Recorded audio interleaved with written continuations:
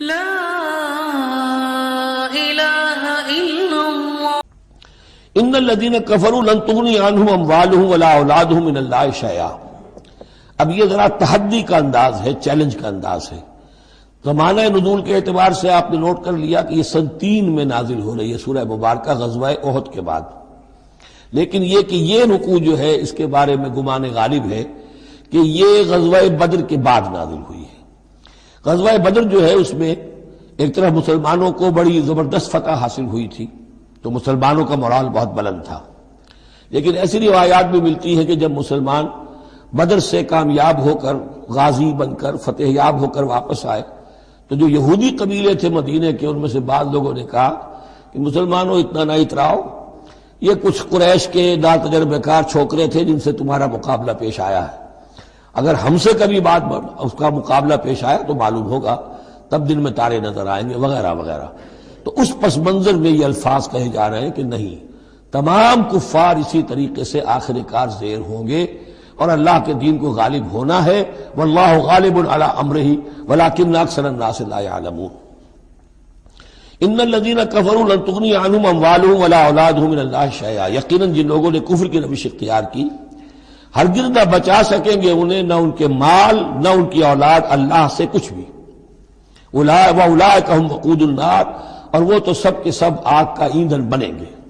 کداب آل فرعون، تمہاری تو حیثیت ہی کیا ہے، چپندی کا شوربہ۔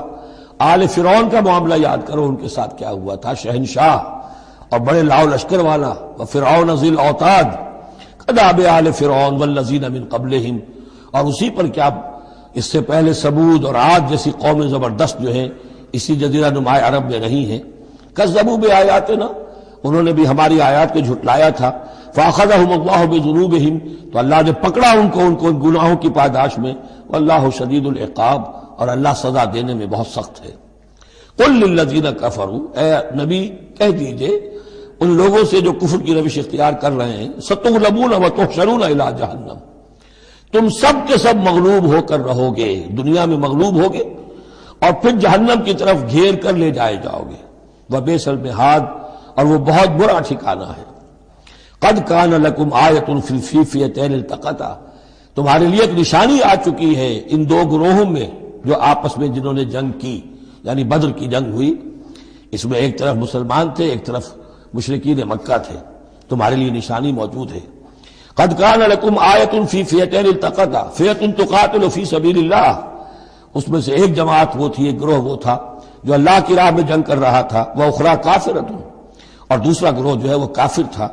یرونہم مثلیہم رأی العین، وہ دیکھ رہے تھے اپنی آنکھوں سے کہ ان سے دگنے ہیں۔ اب اس کے کئی معنی کیے گئے ہیں، ایک یہ بھی ہے کہ مسلمانوں کو تو کھلا نظر آ رہا تھا کہ ہم سے دگنی فوج ہے، بلکہ 3 گنی تھی۔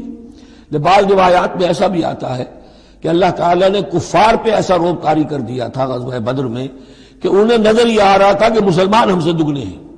تو ایسا ہو جاتا ہے، انسان کی سماعت اور بصارت پر ایسا اثر ہو جائے، تو اللہ تعالیٰ نے یہ کیا، وہ بھی بعض روایات ہیں۔ واللہ یؤید بنصرہ من یشاء، اور اللہ تائید فرماتا ہے اپنی نصرت سے جس کی چاہتا ہے۔ ان فی ذلک لعبرۃ، اس میں یقیناً ایک عبرت ہے، سبق آموزی ہے، لأولی الابصار، لیکن یہ عبرت اور سبق آموزی صرف ان کے لیے ہوتی ہے کہ جو آنکھیں رکھتے ہوں، جن کے اندر جو ہے دیکھنے کی صلاحیت موجود ہو۔ اب یہ آج بڑی اہم آ رہی ہے فطرت انسانی کے اعتبار سے۔ ظاہر بات ہے کہ چونکہ یہاں خاص طور پر میں نے عرض کیا تھا کہ یہود کی طرف ایک جو ہے وہ ایک روح سخن موجود ہے اہل کتاب کی طرف، اور اس واقعے کے اندر تو خاص طور پر جن لوگوں کے اندر کہ یہ دنیا کی محبت زیادہ شدید ہوتی ہے، تو اس کا ایک اصل بتا رہے ہیں کہ یہ واقعتاً اللہ نے فطرت انسانی میں رکھی ہے، اس لیے کہ یہ دنیا جو ہے اسے اللہ نے چلانا ہے، اس کی رونقیں رکھنی ہے جب تک اس کی مرضی ہے، قیامت تک تو اسے آباد رکھنا ہے۔ اولاد پیدا ہوگی تو دنیا قائم رہے گی، نسل چلے گی، مرد اور عورت کی ایک دوسرے کے ساتھ کشش ہوگی تو اولاد پیدا ہوگی، اور یہ تمام چیزیں جو ہیں، دولت کی کوئی طلب ہوگی تو آدمی محنت کرے گا، مشقت کرے گا، کمائے گا، تو اس لیے یہ چیزیں فطرت انسانی میں ہیں، یہ بیسک اینیمل انسٹنکٹس ہیں۔ بس ضرورت اس بات کی ہوتی ہے کہ انسٹنکٹس کو دبا کر رکھا جائے، اللہ کی محبت، اللہ کی شریعت کو اس سے بالا تر رکھا جائے، بس یہ نہیں ہے کہ ان کو ختم کر دیا جائے. سیلف اینیہیلیشن اسلام میں نہیں ہے، یہ رہبانیت ہے کہ اپنے نفس کو کچل دو، ختم کر دو. نہیں، سیلف کنٹرول، اپنے آپ کو کنٹرول میں رکھو. یہ منہ زور گھوڑا ہے نفس انسانی کا، لیکن جتنا طاقتور گھوڑا ہوگا اتنا ہی آپ کے لیے تیز دوڑنا جو ہے وہ آسان ہوگا. لیکن جتنا منہ زور اور طاقتور گھوڑا ہے اتنا ہی اسے قابو میں رکھنے کی ضرورت بھی ہے، ورنہ اگر اس کے رحم و کرم پر سوار آ گیا تو جہاں چاہے گا پٹخنی دے دے گا.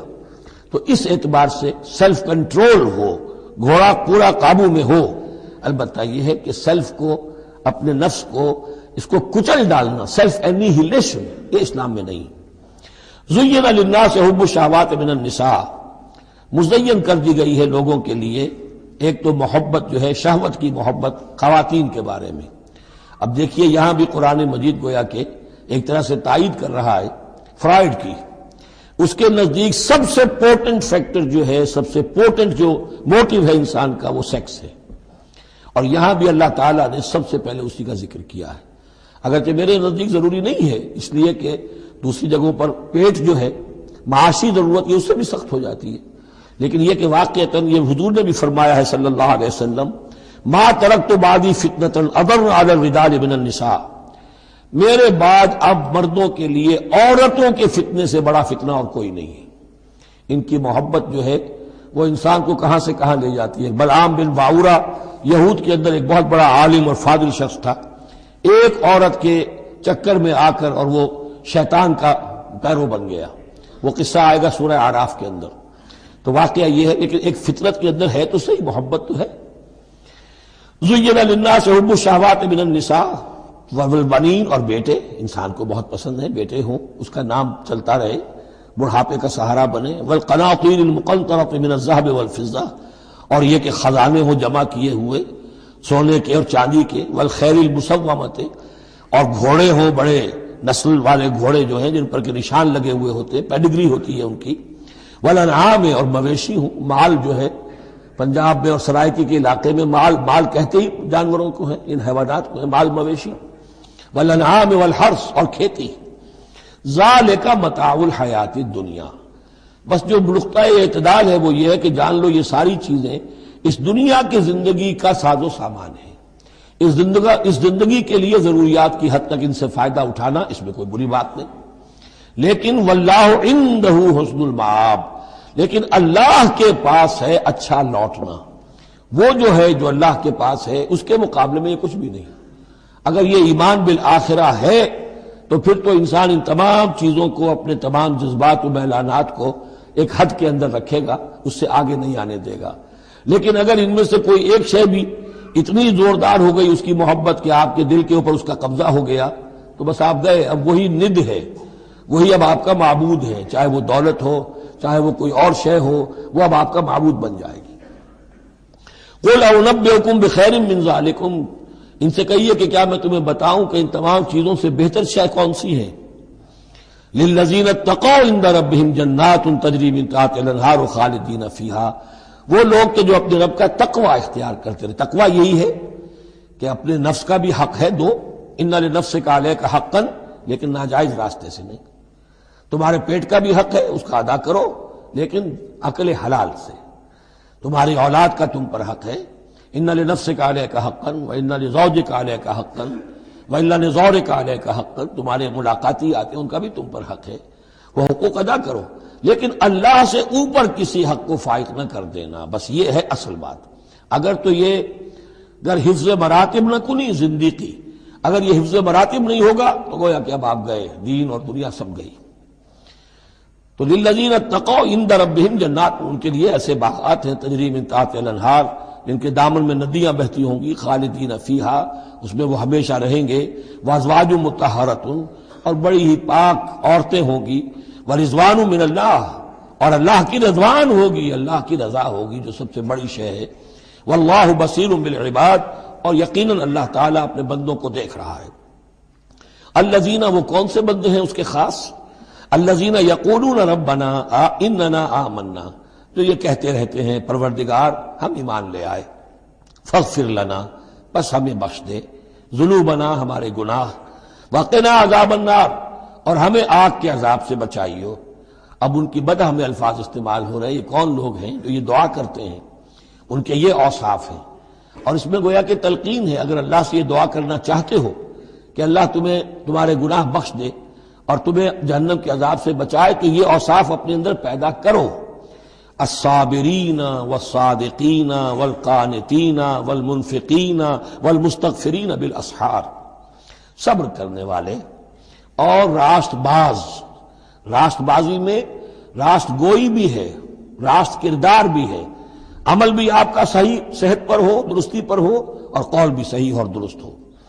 والقانتین، فرما بردار. والمنفقین، اللہ کی راہ میں خرچ کرنے والے. والمستغفرین بالاسحار، اور جو جس کو آپ کہتے ہیں small hours of the morning, وہ جو سحر کا وقت ہے، سحری کا وقت ہے، اس میں استغفار کرنے والے. ایک تو نمازیں ہیں جو 5 نمازیں ہیں، لیکن خاص وہ وقت جو ہے اس میں جب کہ فرمایا گیا ہے کہ رات کے آخری حصے میں اللہ تعالیٰ نزول فرماتا ہے سمائے دنیا تک، اور پھر ایک ندا ہوتی ہے، حل من مستغفر فاغفر لہ، حل من سائل فاعطیہ، ہے کوئی استغفار کرنے والا کہ میں اسے معاف کر دوں، ہے کوئی کچھ مانگنے والا کہ میں اسے عطا کر دوں. ہم تو مائل بکرم ہے، کوئی سائل ہی نہیں، راہ دکھلائیں کسے، رہرو منزل ہی نہیں. شاہد اللہ انہ لا الہ الا هو والملائکۃ واولو العلم قائما بالقسط، اللہ خود گواہ ہے کہ اس کے سوا کوئی معبود نہیں. سب سے بڑی گواہی تو اللہ کی ہے. والملائکۃ، اور سارے فرشتے گواہ ہیں. واولو العلم، اور اولو العلم بھی اس پر گواہ ہیں. یہ اولو العلم جو ہے، اولو الالباب، اولو العلم الذین یعقلون، یہ وہ لوگ ہیں کہ جو ان کائناتی آیات کے حوالے سے اللہ کو پہچان لیتے ہیں اور اس کو مان لیتے ہیں کہ وہی معبود برحق ہے. جو ہم نے 20ویں رکوع کی پہلی آیت پڑھی تھی سورہ بقرہ کی، ان فی خلق السماوات والارض واختلاف اللیل والنہار والفلک التی تجری فی البحر بما ينفع الناس، اور اس کے تمام بہت سے فینومینا آف دی نیچر بیان کر کے لآیات لقوم یعقلون. تو جو یعقلون ہیں، جو اولو الالباب ہیں، اولو العلم ہیں، وہ بھی گواہ ہے کہ اللہ کے سوا کوئی معبود نہیں. لیکن یہاں جو اہم ترین لفظ ہے وہ اب آ رہے ہیں، قائما بالقسط، وہ قسط اور عدل کا قائم کرنے والا ہے. وہ جو میں نے کل عرض کیا تھا کہ ہم بھی سمجھتے ہیں کہ اللہ عدل قائم کرتا ہے اور عدل کرے گا، البتہ یہ کہ اہل سنت کے نزدیک یہ کہنا جو ہے سوء ادب ہے کہ اللہ پر عدل کرنا واجب ہے. اللہ پر کسی شے کا وجوب نہیں، لیکن اللہ کو عدل پسند ہے. اللہ کو واللہ یحب المقسطین، اللہ خود بھی عدل فرمائے گا. لا الہ الا هو العزیز الحکیم، اس کے سوا کوئی معبود نہیں ہے، وہ زبردست ہے، کمال حکمت والا. ان الدین عند اللہ الاسلام، دین تو اللہ کے نزدیک پسندیدہ اور اللہ تعالیٰ کے ہاں منظور شدہ دین ایک ہی ہے، وہ الاسلام ہے. یہ صورت اس اعتبار سے، اور یہ بھی سورہ بقرہ اور سورہ آل عمران کے حوالے سے آپ سمجھ لیجئے،